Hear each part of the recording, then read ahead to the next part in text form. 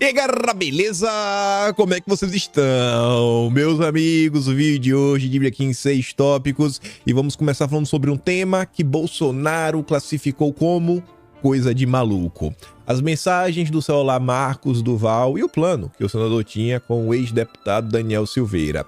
Além disso, quero falar sobre o depoimento de Bolsonaro, mostrar algumas notas da imprensa 100% parcial, alguns absurdos que estão acontecendo e que, no segundo tema, continuaremos falando de Bolsonaro e vamos trazer um absurdo ainda maior. No final do dia de ontem, aconteceu um evento que, assim, eu até tento, na maior parte do tempo, evitar alguns tipos de assunto, mas dessa vez, realmente, as coisas escalonaram para um ponto que eu me questiono. Será que a imprensa, ao longo do dia de hoje, vai falar alguma coisa ou todo mundo vai tapar o sol com a peneira? Não vou adiantar, vocês vão ver se é que vocês já não estão sabendo. Depois disso, vamos falar do Dilma, segue aí com a sede de revanche, tomando medidas bem preocupantes no que diz respeito à educação. Quero comentar, trazer algumas coisinhas, depois falar sobre reforma tributária, mais notícias, o Haddad aí preocupado em arrecadar mais 160 bilhões. Vai vir de onde? Eu espero que não seja do bolso do povo, mas parece que vai ser. Tem mais algumas coisinhas também nesse âmbito, mostrar para vocês o que a Simone Tebet andou falando, mais um texto crítico à reforma, mais algumas coisinhas. Depois vamos falar sobre pesquisas, saiu um aí falando sobre a popularidade do Haddad, e vamos falar também sobre a popularidade do Dilma nas redes sociais. E se der tempo, tem alguns assuntos diversos, só para atualizar, CP do dia 8, CP das ONGs e do MST. Mas vamos começar, e vejam só. Fiz questão de trazer as matérias da Globo, porque quem mais odeia é Bolsonaro. Mas tá aí, ó. Estou com, meu Deus do céu, quase uma bomba para destruir Bolsonaro e Lula. Diz as mensagens de Marcos Duval, né? Que mostravam um jogo duplo, segundo a PF. Após analisar as mensagens, a Polícia Federal concluiu que Marcos Duval tinha uma atuação de caráter absolutamente ambíguo, que parecia valer-se de prints de conversas com as mais altas autoridades da República para, colocando as umas contra as outras, angariar prestígio pessoal e político. Marcos Duval realmente foi se mostrando, ao longo do tempo, ao longo dos meses, um cara que não bate bem da cachola. Está no Atlas de fevereiro, ou é o de março, todo o desenrolar dessa situação. Acho que é o de fevereiro, porque isso se dá após a votação da presença do Senado, onde o Pacheco vence, o Marcos Duval vai lá dar um abraço no Pacheco, aí ele começa a ser criticado, aí ele vai fazer uma live com o MBL, ele diz que vai ter revelações, aí na sexta-feira sai a matéria da Veja, aí faz a primeira versão, segunda versão, terceira versão, quarta versão. Não sei se você lembra, foram 4 versões que o Marcos Duval deu. Depois ele voltou para a TV, depois ele esteve na CNN, chorou falando que estava fazendo isso pela filha da SWAT. E ele é da SWAT. Mas vamos continuar. O relatório da Polícia Federal sobre o celular de Marcos Duval detalha mensagens com Bolsonaro. Coisa de maluco. E lista de políticos que poderiam ser caçados pelo TSE. As mensagens de Bolsonaro ao senador. O primeiro ponto aqui engraçado é no primeiro parágrafo. O relatório da Polícia Federal, feito com base na análise do celular do senador licenciado Marcos Duval, traz conversas que o parlamentar manteve com o deputado, Daniel Silveira, ex-deputado, e Bolsonaro, e também o ministro da Suprema Corte. E aí, você pega essa informação, um relatório da Polícia Federal, que eu não sabia que era público, mas a Bela Megali do Globo diz, o documento ao qual a coluna teve acesso, mostra que Duval trocou mensagens em 2 ocasiões com o ex-presidente. Vocês não acham? Eu sempre acho isso, mas é muito interessante. Sabe? A capacidade que os jornalistas brasileiros possuem de ter acesso a documentos que não estão no Google, não são de domínio público. A turma realmente tem fontes muito boas. E sempre, na maior parte do tempo, contra Bolsonaro sai primeiro na Globo. Mas tudo bem. E aí, Bolsonaro teria conversado com o Marcos Duval 2 vezes, ali, ambas aconteceram após a reunião presencial que o senador teve com Bolsonaro e Daniel Silveira para tratar, segundo Marcos Duval, de um plano. Pink cérebro, Marcos Duval, pequenininho, e o Daniel Silveira. Realmente, assim, foram feitos um para o outro. Na primeira conversa, O ex-chefe do executivo se limitou a enviar para Duval uma lista de nomes de políticos, incluindo ele próprio, que poderiam ser caçados. Tava lá, ó. Esse também pode ser caçado. E aí o Marcos Duval teria respondido o seguinte, ó. Não acredito? Qual foi o argumento? Aí Bolsonaro responde. Atos antidemocráticos. E acabou por aí. Segundo o próprio Globo,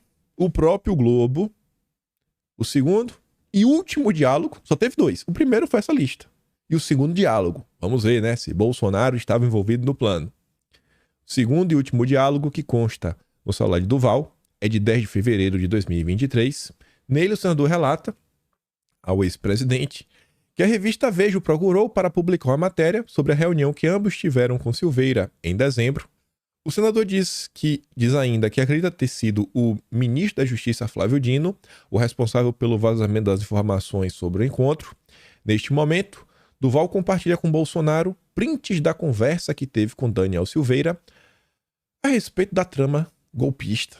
E, paralelamente, enviou o diálogo que teve com o ministro da Suprema Corte, no qual relatou o plano sugerido pelo ex-deputado. O senador diz ainda que, por sorte, reportou o assunto ao ministro e acrescentou para Bolsonaro: importante você ter ciência. 16 minutos depois de receber os prints, Bolsonaro respondeu: coisa de maluco. Duval afirma: exatamente. E é tudo que tem contra Bolsonaro. Mais uma vez, todo o desgaste da imprensa, jogando pedra em Bolsonaro, acusando ele de tramar isso, tramar aquilo outro, etc. e tudo mais. Se resumiu a 2 trocas de mensagens. Onde está mais do que claro: coisa de maluco.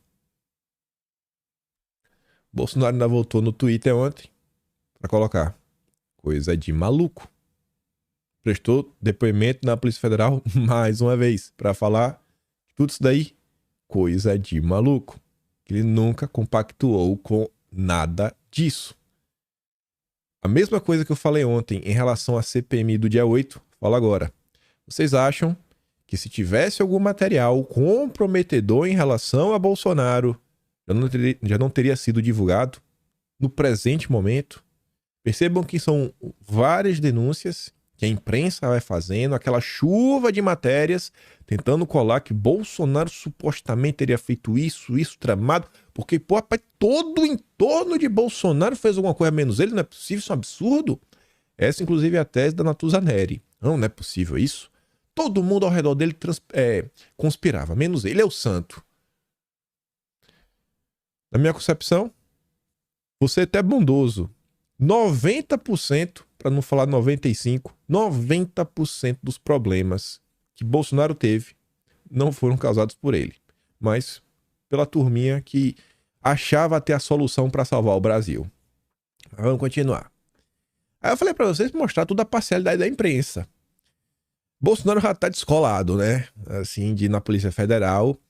E, gente, numa boa, ainda que seja a Polícia Federal, independente do que for, normalmente as forças de segurança, os seus membros têm um perfil mais à direita. Normalmente todo mundo diz que é bem tratado quando vai na polícia, prestar depoimento, né? Fazer qualquer tipo de esclarecimento. E eu nunca vi Bolsonaro falar o contrário, que foi maltratado. Você não vê ninguém comentando que Bolsonaro foi desrespeitado nem nada. Pelo contrário, tu sempre fala: não, tá de boa, foi bem tratado, foi bem recebido. Numa situação como essa, que a própria imprensa mostrou que as conversas de Bolsonaro se resumiram a mandar uma lista e falar: pô, isso aqui pode ser caçado por atos antidemocráticos, depois falar coisa de maluco. Não tinha nada. Inclusive tem prints. Tem um documento da Polícia Federal já mostrando: cara, só tem isso. Será que tem motivo para Bolsonaro estar nervoso? Tá com medo? Está com tensão? Mas o filho da Miriam Leitão utiliza o seu espaço na Veja para fazer militância e colocar a narrativa que ele quiser. E a forma de atuação da imprensa é o seguinte: quando eles são desmentidos, eles falam o seguinte: a coluna mantém as informações. Porque não quer dar o braço a torcer. Não quer dar o braço a torcer. Não tem como provar e fica de papinho de maluco. Tá ali, ó. A equipe de Jair Bolsonaro estava mais tensa do que o normal nesta quarta, quando o ex-presidente prestou seu 4º depoimento à Polícia Federal. É a 4ª vez, por um assunto irrisório. Agora que ele vai ficar tenso? Ele já tá dentro da primeira vez, e olha lá. atualização, né? Aí ele bota um monte de lorota, só militância. Aí lá para as tantas, tá assim, ó, atualização. O ex-secretário de comunicação do governo, Fábio Van Garten, ligou para a coluna e negou que a tensão existiu no dia de hoje. Também afirmou que o encontro com o delegado deste caso foi o mais tranquilo do ano, o que faz total sentido. Olha o caso, olha o que a própria Globo está divulgando. Aí o Matheus Leitão, a coluna confia na fonte da informação. Palhaço, é um palhaço. Aprendeu a fazer realmente jornalismo com sua mãe. Aí, continuamos a falar de Bolsonaro. A gente vê algumas coisas que estão acontecendo nesse país. Não é a primeira, não é a segunda. Esse cara aqui, ele nunca teve tanto destaque, assim, público, por mais que saíram várias matérias sobre ele, mas acho que se teve alguém que moveu ações contra Bolsonaro e atos do governo, nem o Randolfo Rodrigues conseguiu superar o subprocurador-geral do Ministério Público do Tribunal de Contas da União, o Lucas Furtado. Esse cara, rapaz, ele não dorme no serviço não, viu? Enfim, agora a CNN informa que o Lucas Furtado enviou uma representação solicitando a apuração sobre o pagamento pelo Partido Liberal de remuneração mensal ao ex-presidente Jair Bolsonaro. No documento, Furtado considera que a utilização de recursos públicos para remunerar uma pessoa que foi condenada pelo Poder Judiciário seria violação direta e mortal do princípio da moralidade administrativa. Eu fico me perguntando, quem foi que pagou a campanha de marketing do Ciro Gomes com o João Santana? Foi quem? Engraçado, né? José Dirceu, será que em algum momento ele teve algum tipo de apoio do PT? Não sei, né? Espero que não. É um negócio que fica parecendo que tem uma certa perseguição contra Bolsonaro. Mas eu acho que não. Quem é que vai apurar? Quem somos nós, né? Para tentar tecer qualquer tipo de comentário sobre isso. Agora, o que eu acho é o seguinte. Se essa turma tá tentando criar problemas, né? Desgastar Bolsonaro, eu fico me perguntando se eles não entendem que esse tipo de ação só faz gerar o efeito oposto. Isso aqui só faz inflamar cada vez mais as pessoas contra o que está acontecendo. Pelo menos é isso que é visto nas redes sociais. As pessoas extremamente indignadas por tudo que está sendo feito. Aí, hoje de manhã, vem a turma do Estadão. Loucos por uma terceira via, para chamar de sua. O Centrão como ele é. Um editorial em nome do Grupo Estadão, né? O Estado de São Paulo. Lideranças do PL, PP e republicanos demonstram pragmatismo ao abandonar nao bolsonarista e reconhecer a realidade do país, das relações entre poderes e do presidencialismo de coalizão. Nome bonito para falar, né? Toma lá da cá. Agora não é mais toma lá da cá, agora é presidencialismo de coalizão. Aí vai falar o seguinte, né, que depois que Bolsonaro, né, foi declarado inelegível, essa decisão, ela já produziu consequências capazes de reequilibrar o cenário político nacional. Como? Bota aí um candidato. Dá aí um partido para ver se Bolsonaro botar o dedo se o candidato não tá no segundo turno. Vamos olhar nas eleições municipais. Se Bolsonaro for esse candidato aqui é o meu, vamos ver se alguma coisa realmente mudou. Acho que a turma vai tomar um susto ano que vem. Eu acho. Bora ver, né? Espero estar certo. Expantes do Centrão, cujo apoio foi fundamental para a construção da base que sustentou Bolsonaro, começaram oficialmente a abandonar a nau bolsonarista. E de quem que o Estadão está comentando? O primeiro, ele, Marcos Pereira. Esse daí sentou no colo do Lula desde o início do ano. Marcos Pereira sentou no colo do Lula, mas desde o início do ano. Já está tudo endereçado para assumir, inclusive, o ministério. Não ele, mas o seu grupo político, né, que vai ser o Ministério do Esporte. É o que estão se falando. Mas enfim, no dia que Bolsonaro usou a reunião do PL, né, para hostilizar o governador de São Paulo, meu Deus do céu, o Bolsonaro tá errado em tudo. Aí o Marcos Ferreira foi defendê-lo. Entregou a eleição para Lula por causa do comportamento dele. O Bolsonaro entregou a eleição. Vem se isolando quando começa a brigar com o judiciário, quando lá no início do governo briga com o parlamento, brigou com o parlamento, né? Também sem nenhuma razão. Quando é contra coisinha lá, né? Tá bom. Ele é contra, ou ele era contra a obrigatoriedade? É tanto absurdo atrás de absurdo, mentira atrás de mentira. Disse ao jornal o Globo. Na mesma entrevista, Marcos Pereira disse que a sociedade brasileira não é de direita nem de esquerda, é de centro, é equilibrada. Quer dizer, então, que o Bolsonaro é um desequilibrado. Todo mundo que vem com esse papinho, que não é de esquerda nem de direita, é de esquerda. Eu espero que as pessoas acordem sobre quem é Marcos Pereira. Inclusive aí os fiéis das igrejas, o pessoal do Universal devia prestar atenção. O cara tá jogando o partido no buraco. Horas antes da apreciação da proposta, Valdemar liberou os membros da bancada do partido para se posicionarem como quisessem à revelia de Bolsonaro. Afirmou que alguns deputados do partido exageram e defendeu a aprovação da matérias de interesse do país e pregou que a sigla não é de extrema direita. Não queremos e nem um pessoal da direita pra valer vai querer. Você percebe como aquela entrevista patética do Valdemar, onde ele vai na Globo, a rede que mais trabalhou contra Bolsonaro, para ele tratar Bolsonaro como maluco. Você vê como isso tem efeito negativo? O Estado não está dando como certo. Oficialmente, Valdemar pulando do barco. Só vê Bolsonaro como produto. Bolsonaro que por mais de 6 vezes se pronunciou publicamente sobre a reforma tributária, em todas elas elencando alguns motivos, que foram vários ao longo desses 6 momentos, do porquê ele achava que a reforma tributária não era bacana. Valdemar teve a oportunidade da entrevista pública e ele fez o quê? Humilha Bolsonaro. E ele acha que tá bacana, ele acha que ele tá certo. Foi para humilhar Bolsonaro e proteger gente que não tem voto. Esse é o gênio da política eleitoral, Valdemar.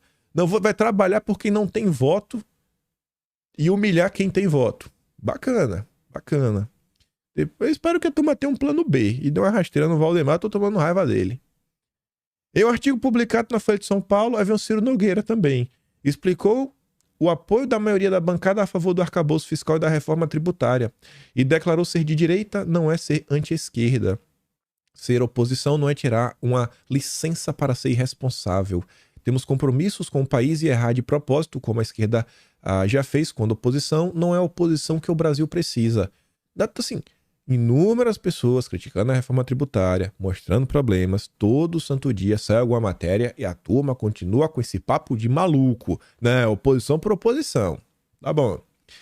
Uma vez que o próprio Bolsonaro foi o primeiro a reconhecer que estava na UTI, mas estava vivo, a posição de Marcos Pereira, Valdemar e Ciro Nogueira demonstra simples pragmatismo. Noves fora, os interesses pessoais desses notórios caciques trata-se de reconhecimento da realidade política do país, das relações entre os poderes e da natureza do presidencialismo de coalizão. Aí o Estadão encerra falando o seguinte, isso indica um caminho seguro para o governo, sempre que sua agenda de interesse focar mais na economia, menos na ideologia. Até quando a imprensa vai ficar mascarando o que está presente na reforma tributária? Até quando? O Estadão é de se esperar que continue maquiando, porque é um dos grandes defensores da agenda SG no Brasil.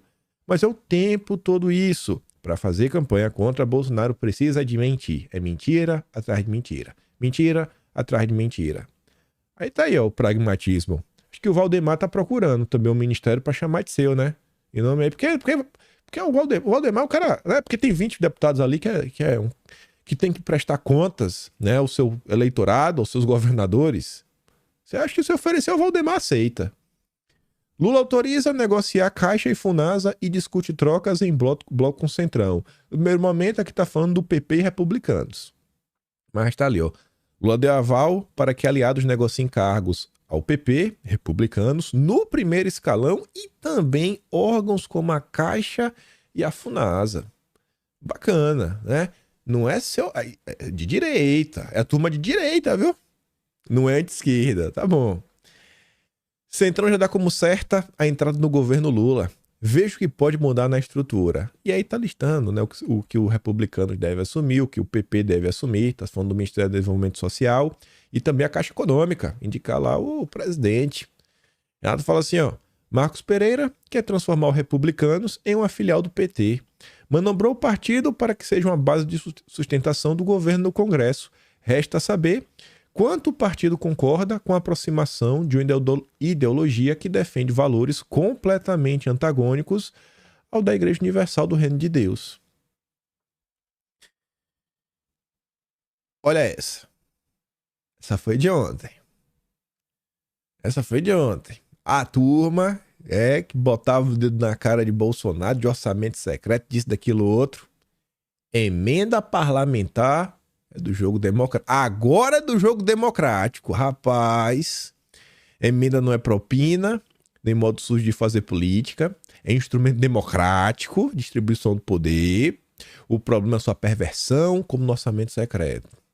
Bom, aí tá ali, ó. Há muitas correções a serem feitas nas emendas parlamentares. Mas, para tanto, o primeiro passo é compreender seu funcionamento e seus objetivos, sem criminalizá-las.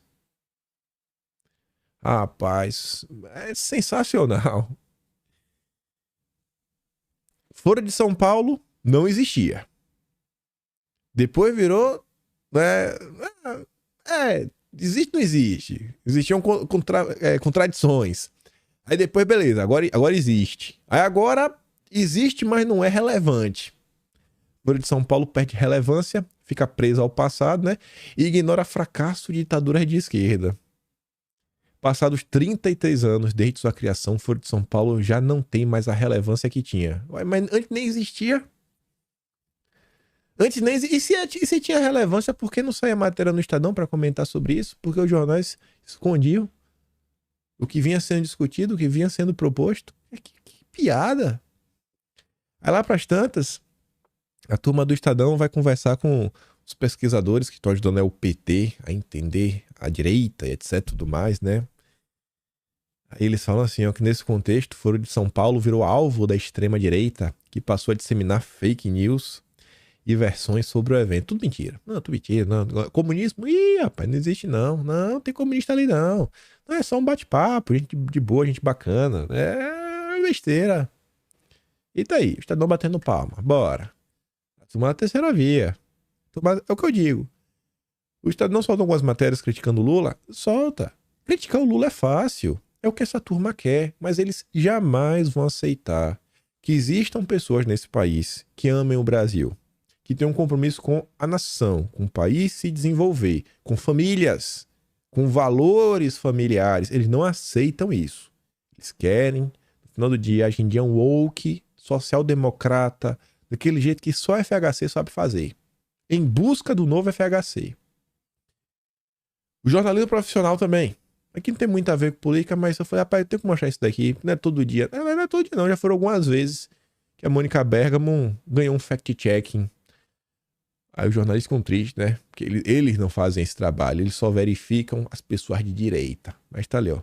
Grave o que leva um piloto da Latam a pousar sem segurança, levando o avião a derrapar e colocar em risco a vida de centenas de pessoas. De quem é o erro?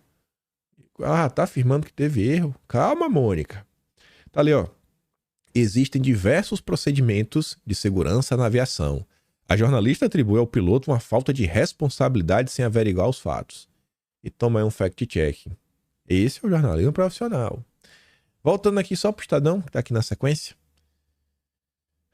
A matéria de cima é de agora, 2023, do governo Lula, né? Deflação é mais um ponto positivo para o governo. Mas o jogo está longe de estar ganho. Lê análise. 2019, governo Bolsonaro. O que é deflação? E por que a queda de preços pode não ser um bom sinal? Ponto positivo, porque é para Lula. Já com Bolsonaro, deixa eu te explicar porque o preço cair é ruim. Senta aqui que eu vou te explicar. Esse é o jornalismo 100% imparcial. Mas vamos continuar, que eu falei que tinha alguns absurdos para nós comentarmos. Ah, Jesus. Antes de falar dos absurdos, eu vi essa postagem ontem. E eu vi o comentário em cima da postagem, né, da Tsuki. Postagem do Monark, que fala assim, ó.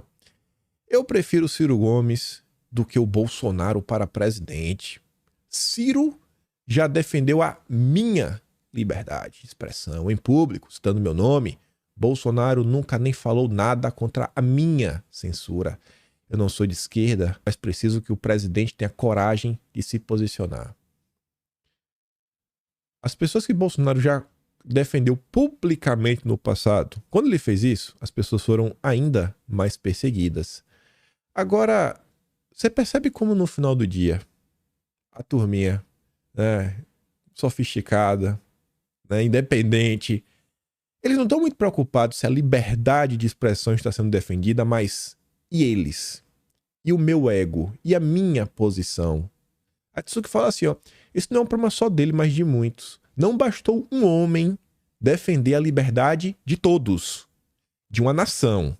Era preciso ser feito nominalmente, direcionada exclusivamente a alguém. Você tá vendo a imprensa? As matérias que eu trouxe antes foi proposital, para te mostrar. Olha a imprensa. Olha o que a imprensa está fazendo. Quando é Bolsonaro, quando é a esquerda. Quando é Bolsonaro, deflação é ruim. Quando é Lula, deflação é boa.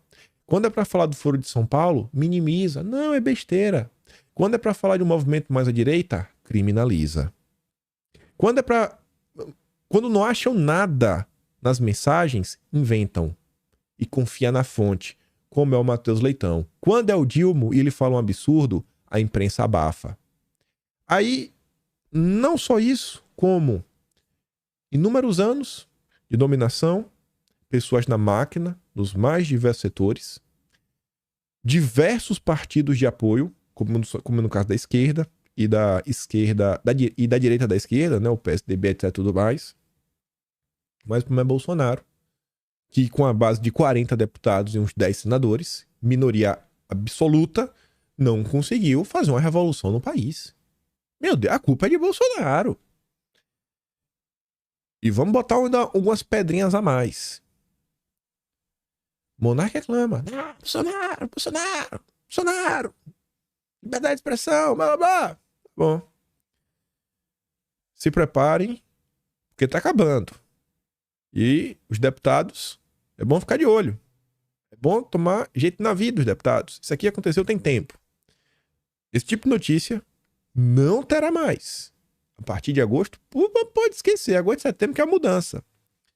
PGR pede arquivamento de ação contra a Zuco, presidente da CPI do MST. A minha PGR que um dia a gente comentou, que falou que bicho, não tem crime no que o André Fernandes falou. Para, vocês estão tentando traçar um vínculo causal inexistente. Também não viu o crime nas declarações dos outros deputados de direita. Pode falar o que for. Quando você compara a atuação da PGR, que foi indicada por Bolsonaro, com outros setores, inclusive a esquerda, Ave Maria, odeia o Aras. Quantas e quantas matérias não fizeram colocando dedo na cara do Aras, do Lindora, falando isso, falando aquilo outro? Qual foi a capa da Veja sem ser essa sexta, da sexta anterior? Foi dessa sexta, foi da sexta anterior. Qual foi? Era Lindora na capa, né? Com uma coisa, né? Que ela tava discordando de uma ala. Mas Bolsonaro não defendeu o monarca nominalmente. Você entende? Mas tá ali, ó.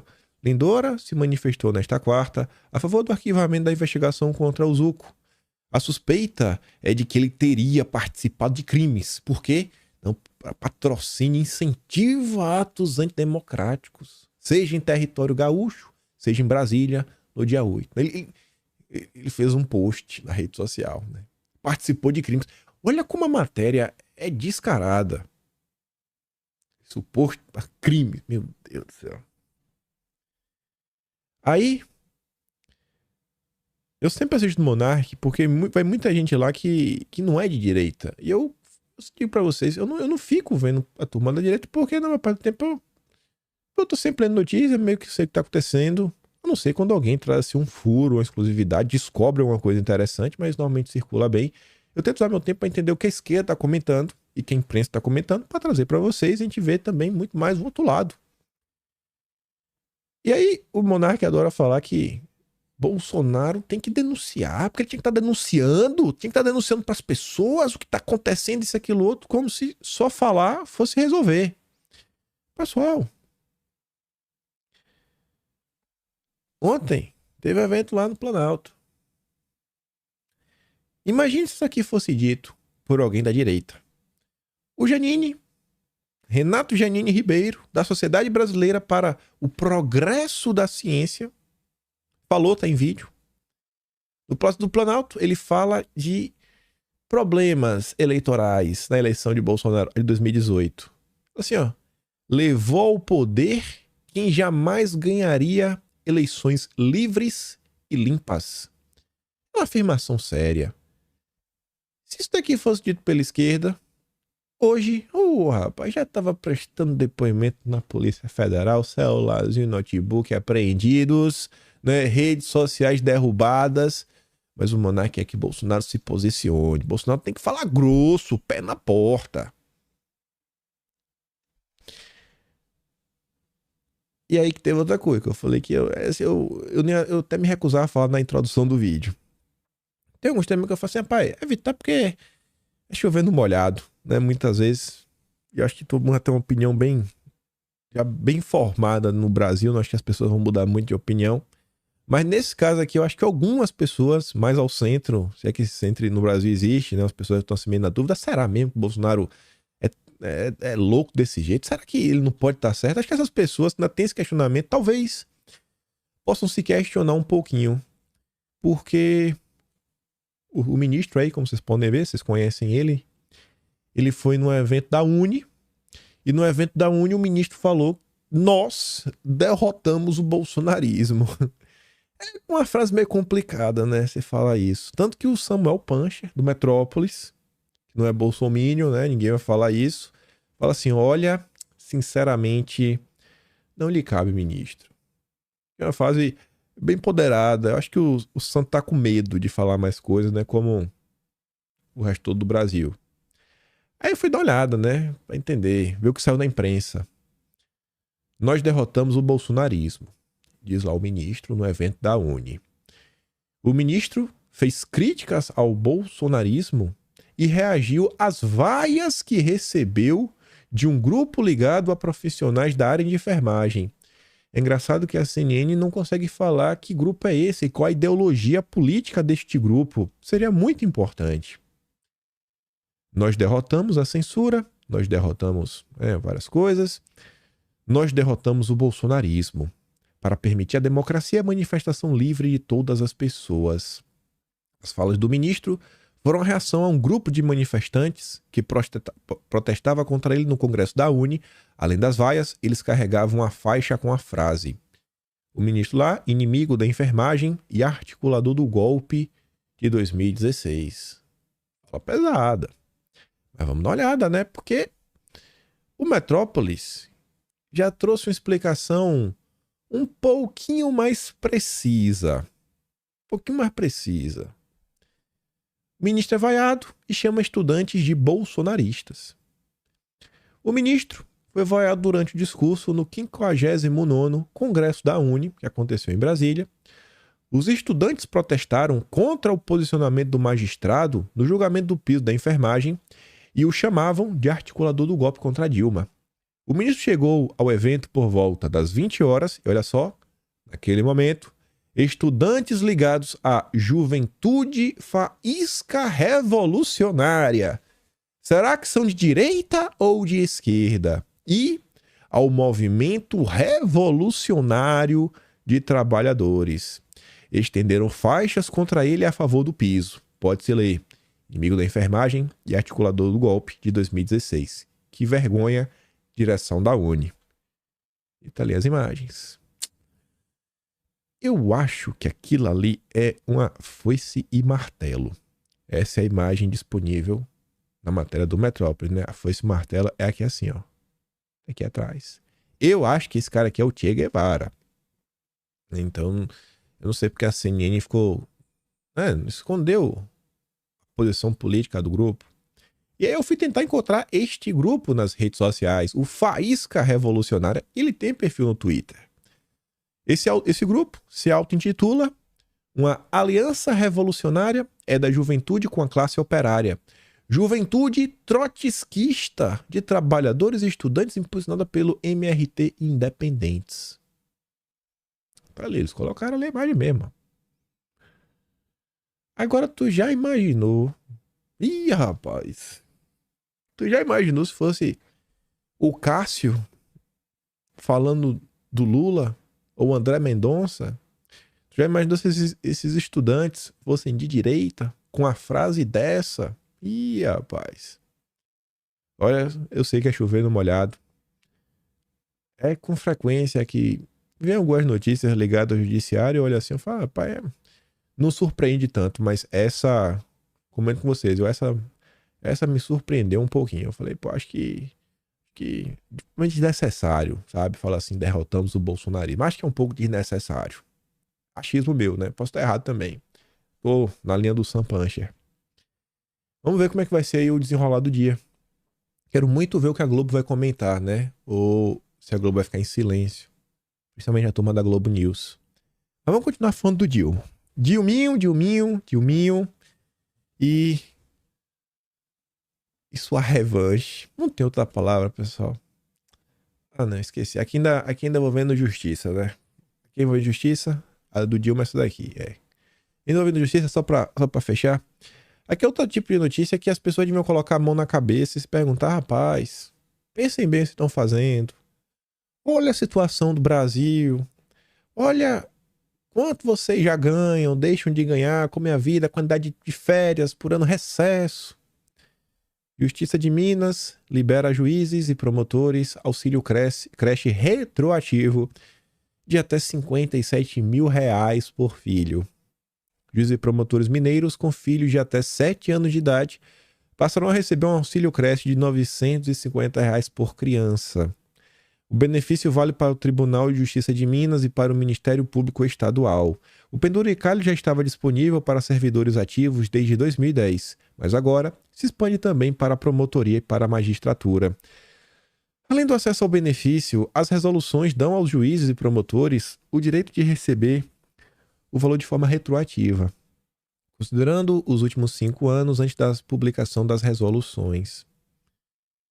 Olha, eu olho assim, tem algumas famílias que a renda anual das famílias gira em torno, deixa eu ver, 2 vezes 12, 24, 6, 7.200, vamos botar arredondar para 8, 32 mil reais por mês. Vai arredondar para cima.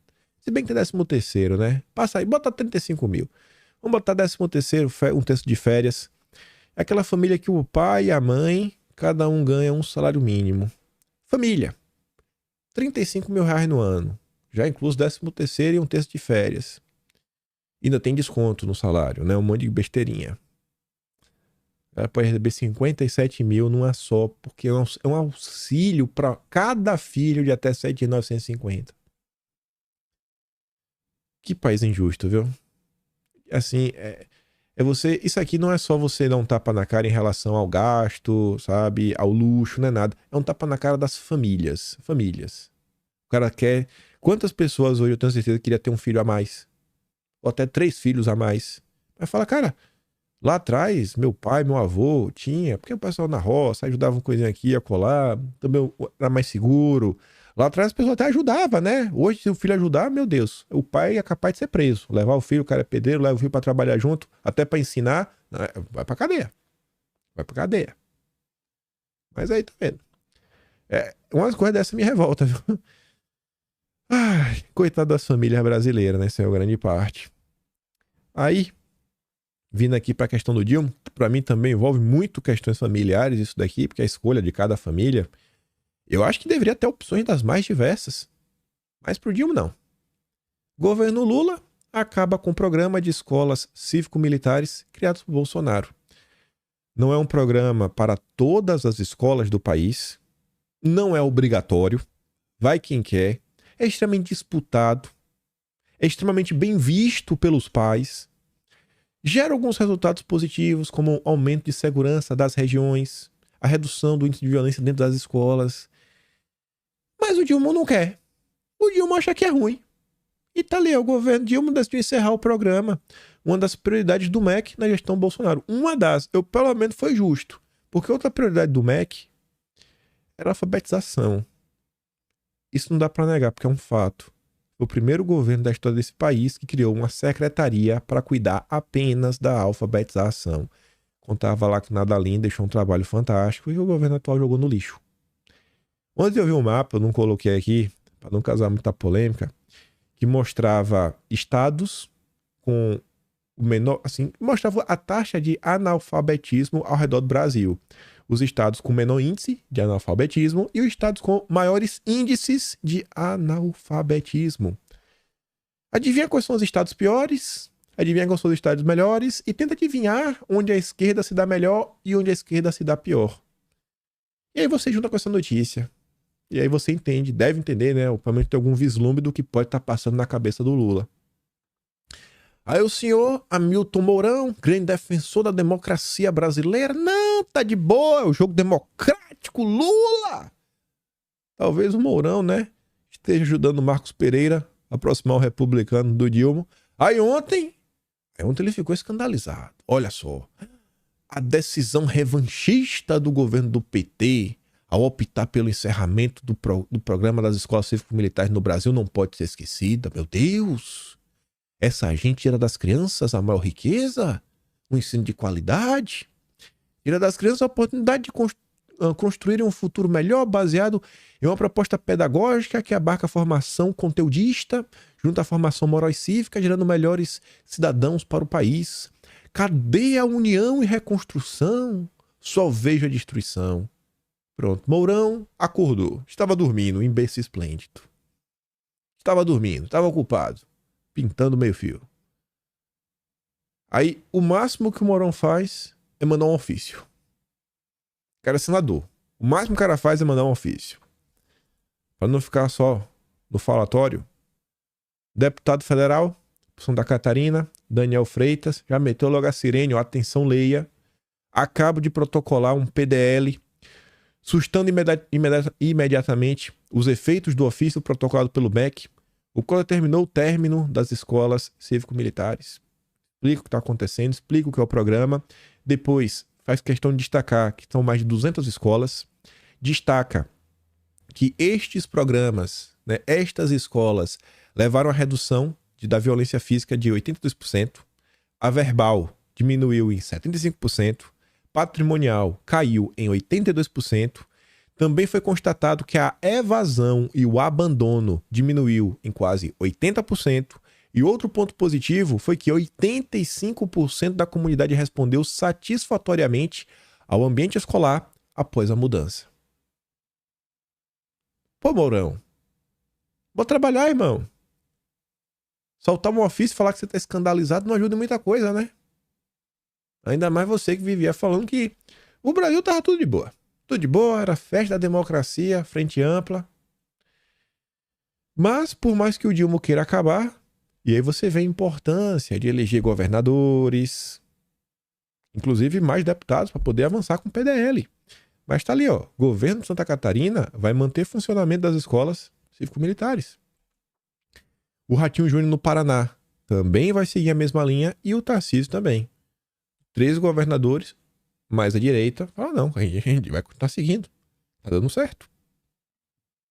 Vem trazendo bons resultados. Será que a decisão do governo é ideológica ou é técnica?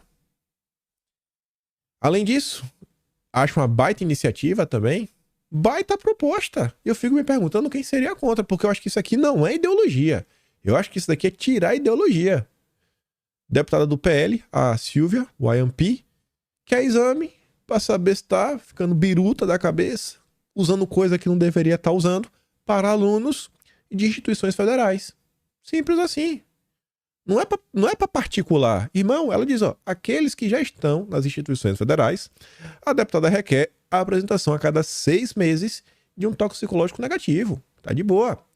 Quem paga as escolas públicas? É o dinheiro nosso, dinheiro do contribuinte. Nenhuma instituição pública deve alimentar, né, coisa errada. Iremos cobrar para que, de fato, permaneçam no local apenas alunos que realmente estejam comprometidos a estudar. Caso contrário, serão desligados. Quem que vai ser contra isso daqui?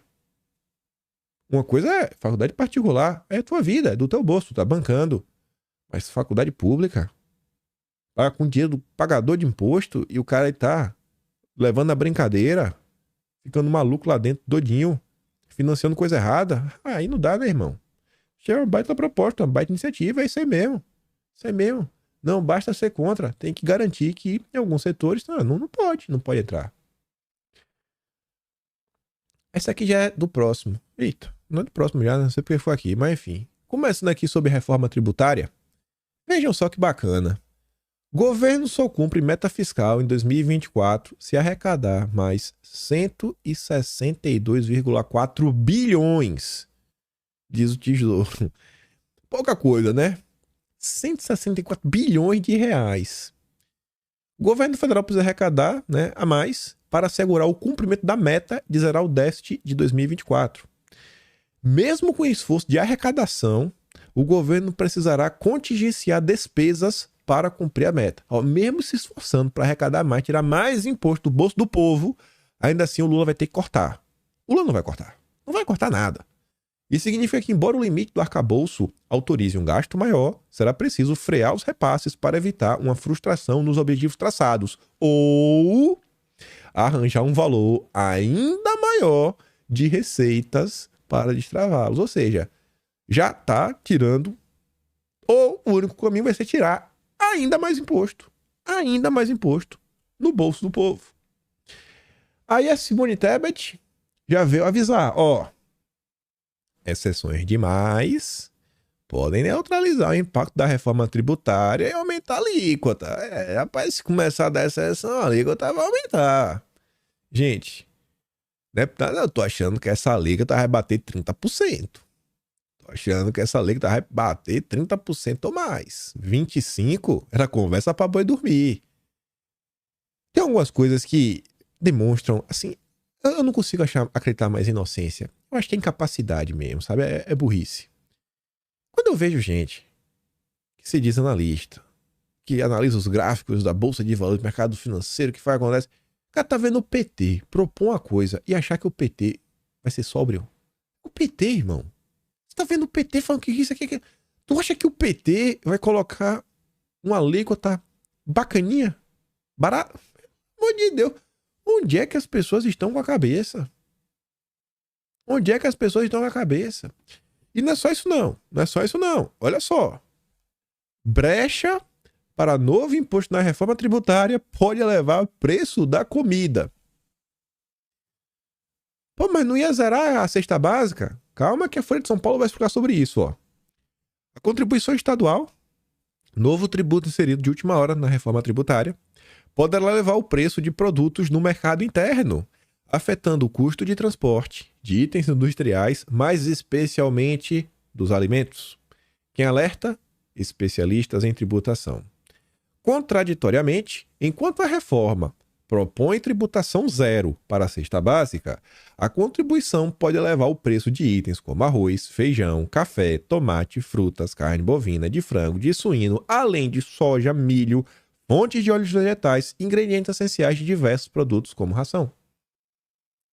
E o errado é Bolsonaro. O Valdemar deveria estar lendo essas notícias, né, Valdemar? A gente não vai votar contra o agro, não vai votar contra as famílias. O Valdemar quer que as famílias passem fome. Esse é o Valdemar. Tá lá preocupado com 20 deputados, tem a bancada para negociar melhor com Lula. Piada, rapaz. Tá uma piada. Todo dia eu sinto que tentam nos fazer de palhaço. Pelo menos que dê. Vamos fazer um programa, né? Meu nariz, minha vida. O governo vai distribuir um nariz de palhaço para todo brasileiro, com hipoglós de pintar a cara, né? E botar outro lugar também, porque é o tempo todo botando no bolso do brasileiro, né? Para o brasileiro arcar com custo. Os tributaristas avaliam que, pela redação do texto, não dá para saber o real alcance da contribuição. É mesmo. Quem poderia imaginar que a turma da esquerda ia deixar um texto amplo? Nossa! Como cada estado teria autonomia para definir a cobrança, a contribuição poderia ser aplicada no mercado interno, mas também sobre exportação. Como o preço de muitas commodities é cotado em bolsa, a tendência é que a alta tributação se concentre no mercado interno. Essa contribuição será uma válvula de escape para estados fugirem das amarras do IBS.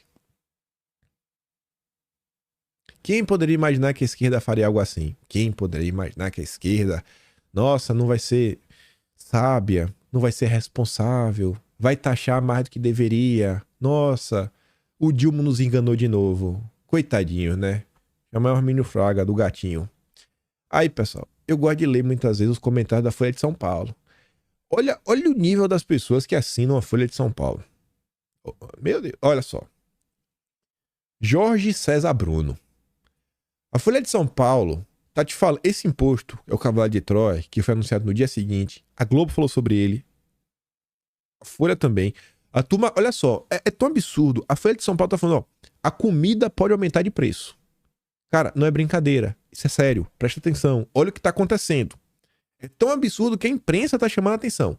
Aí vem ali o Jorge César Bruno. Bom, se a Folha de São Paulo quer que permaneça a atual cobrança de impostos, sendo tributação sobre tributação, que ótimo. O sistema atual é satisfatório e agrada a todo mundo. Com estupidez e imbecilidade não se pode discutir, só concordar, pobre Brasil. O cara acha que a Folha de São Paulo tá falando é estupidez. Estupidez, como assim? É fake news, só pode. Você não pode pontuar um problema que você já tá contra a reforma inteira. Esse deve ser filho do Valdemar. Esse é filho do Valdemar. A Solange deve ser prima do Valdemar. A Folha de São Paulo está com saudades daquele que gritava e mandava ficar quieto, jornalista da Folha de São Paulo.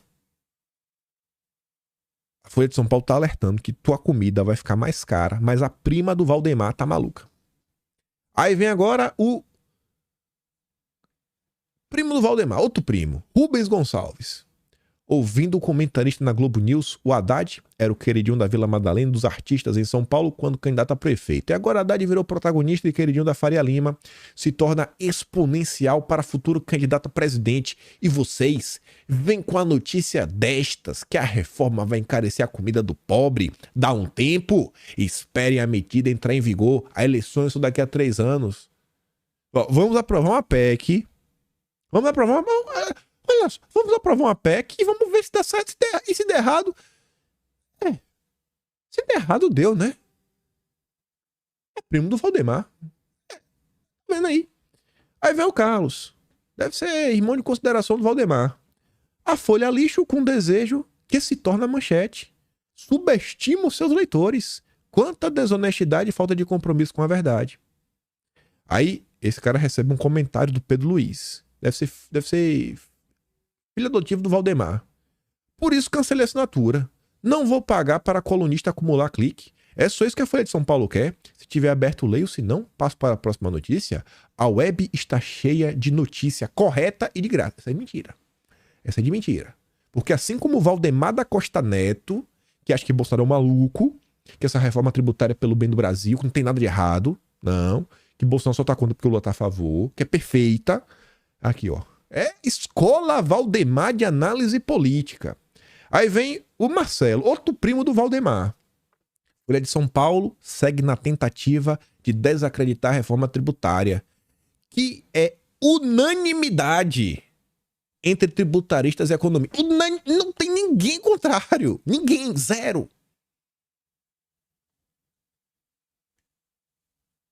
Tá bom, né? Escola Valdemar de Análises Políticas. Opinião. Reforma tributária é um avanço rumo ao maior IVA do mundo. O Bichara, um especialista aí que a Globo fala sobre ele, a Globo o questionou, né? Repercutiu as opiniões dele, então não acho que é qualquer um. Escreveu um texto no Brasil Jornal, um jornal aí mais voltado para o mercado. O Armínio Fraga, vez outra, dando uma entrevista para esse pessoal, e fala assim: Américo Pisca-Pisca era um personagem de Monteiro Lobato que via defeito em tudo e queria sempre fazer as coisas de um jeito diferente. Boa parte da comunidade jurídica brasileira se assemelha a ele quando o tema é reforma tributária. Outra parte da mesma comunidade age como vaca de presépio, tratando a reforma trazida pela PEC 45 como um dogma de fé, insuscetível a qualquer questionamento. Por um lado tá tudo errado, por outro, rapaz, é fé, é Deus no céu, reforma tributária na terra. Como costuma acontecer, a verdade não está nos extremos. Por outro lado, parece inevitável discutir o critério da eleição de prioridades para a aplicação da alíquota reduzida. Seria razoável que produções cinematográficas sejam beneficiadas e o transporte aéreo em um país de dimensões continentais não? Porque isso é o que está na reforma tributária. O texto é longo. Aqui é um ponto que ele começa a discutir sobre alíquotas diferenciadas. Pô, você vai dar uma alíquota diferenciada para cinema? Produção cinematográfica, e aí você vai botar o preço cheio A passagem aérea, o Brasil gigante, que a pessoa tem que passear, pra cima e pra baixo, viagem de trabalho. Será justo atividades esportivas como um campeonato de golfe da elite brasileira tenham tributação inferior a insumos essenciais como energia ou telecom? Mas a escola Valdemar de análise política é maluco, não sabe o que tá falando, deve ser, né, um bolsonarista, segundo Valdemar. Muitas dessas incongruências certamente se deram em razão do atropelo com que se deu a aprovação da PEC. É, né? Quem poderia imaginar? Não custa lembrar que o texto votado, em terceiro substitutivo, só veio a ser conhecido minutos antes da votação pelo plenário na Câmara. Ainda pior, no curso da sessão plenária, ele veio a ser substituído por uma emenda aglutinativa que trouxe diversos jabutis. Não segundo Valdemar. Dentre as alterações promovidas quase na calada da noite, literalmente, destaca-se negativamente aquela que instituiu uma nova contribuição estadual sobre produtos primários e semi-elaborados, que é o que a Folha de São Paulo está tentando comentar, mas os militantes do Lula se negam a ver porque eles são, assim, eles não conseguem raciocinar. Eles vivem num mundo que o Lula fala é lei, é verdade e acabou. A criação dessa nova espécie tributária agride os objetivos de simplificação e neutralidade prometidos pela reforma. Preocupa também a total falta de transparência da Receita Federal durante todo o debate, omitindo os cálculos e simulações que permitiriam estimar qual seria a alíquota adequada para uma reforma tributária neutra. E essa é a principal dúvida do contribuinte, que anseia saber quanto irá pagar.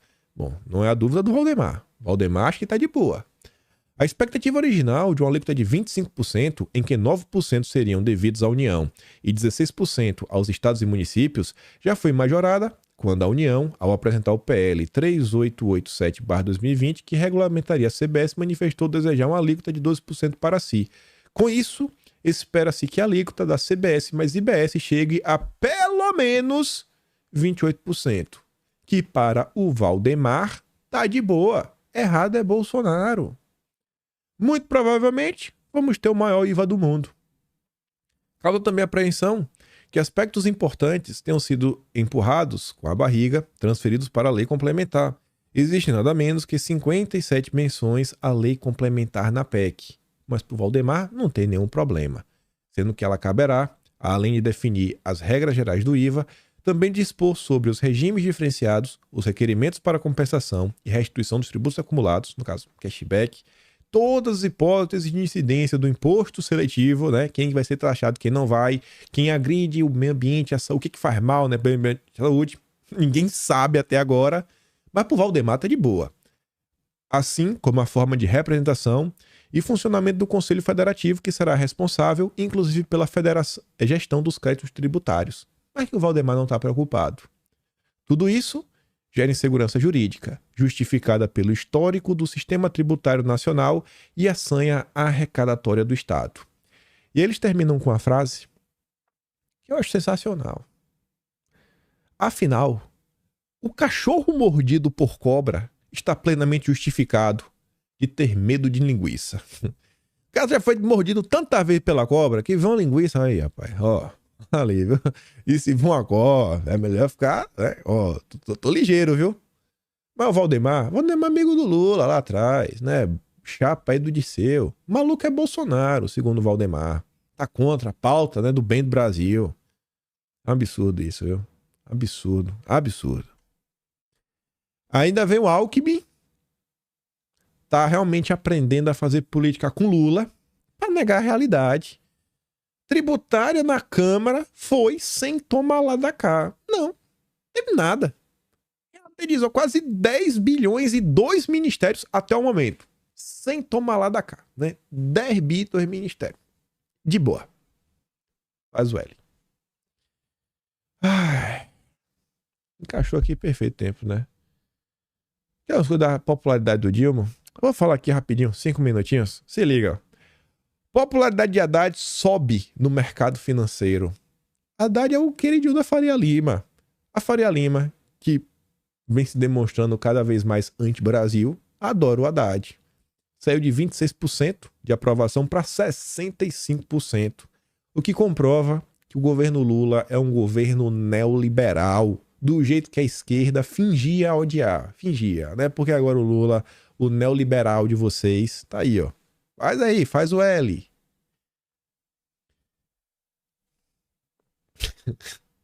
Olha, eu tento também não pegar no pé.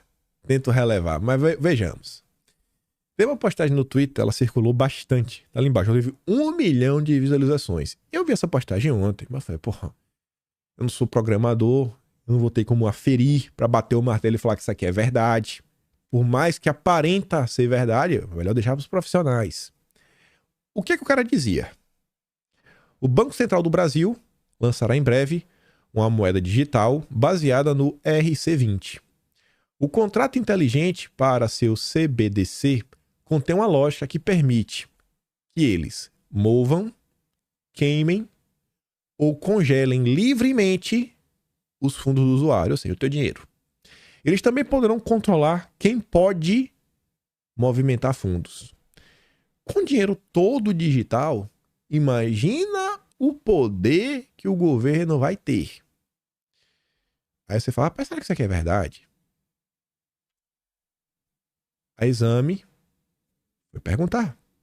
A Exame mandou um questionamento para o Banco Central, né? O Banco Central confirma que Real Digital vai ter função para congelar valores.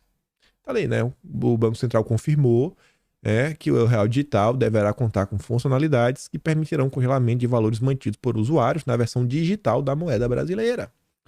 Entretanto, a autarquia falou que a medida, vai seguir as prerrogativas legais. Gente, alguém já comentou até aqui agora no vídeo.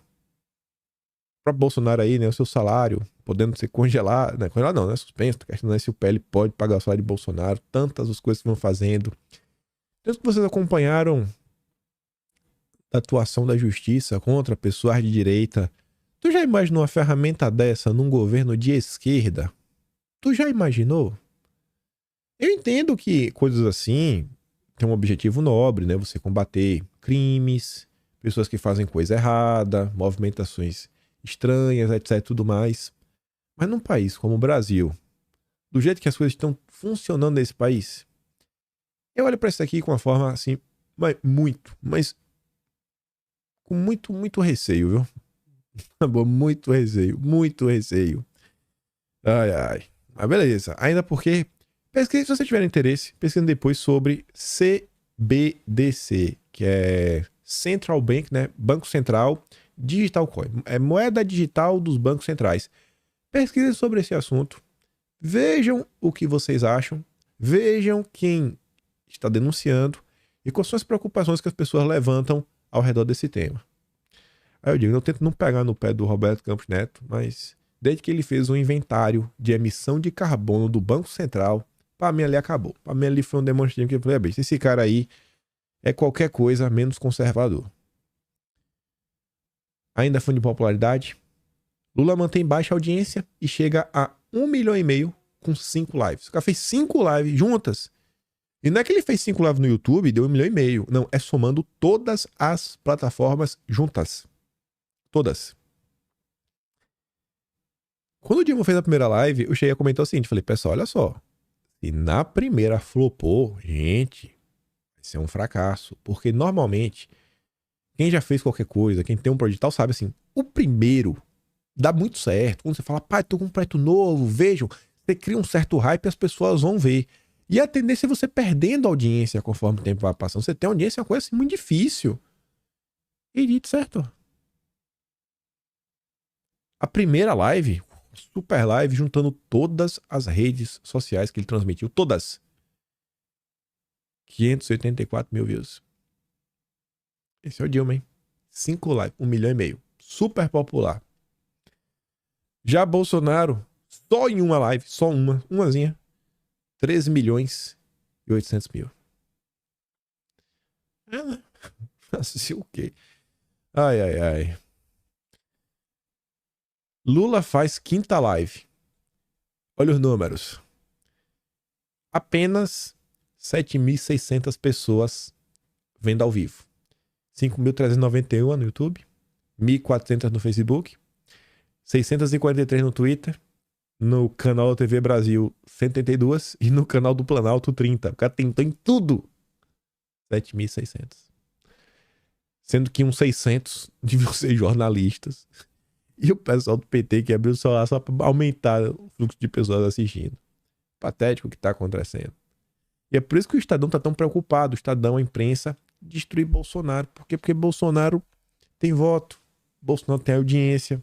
Bolsonaro tem um projeto de país. Tem ideias que o cercam, né? Tem uma agenda. E aí, só para encerrar, escuta essa. Mas o Corinthians não anda bem das pernas. Não anda bem das pernas. O Corinthians teve um momento histórico que o Corinthians tropeçou. Eu acho que foi o momento da antidemocracia que nós tivemos no Brasil. Acho que atropelou o Corinthians também. A culpa do Corinthians, irmão, é de Bolsonaro.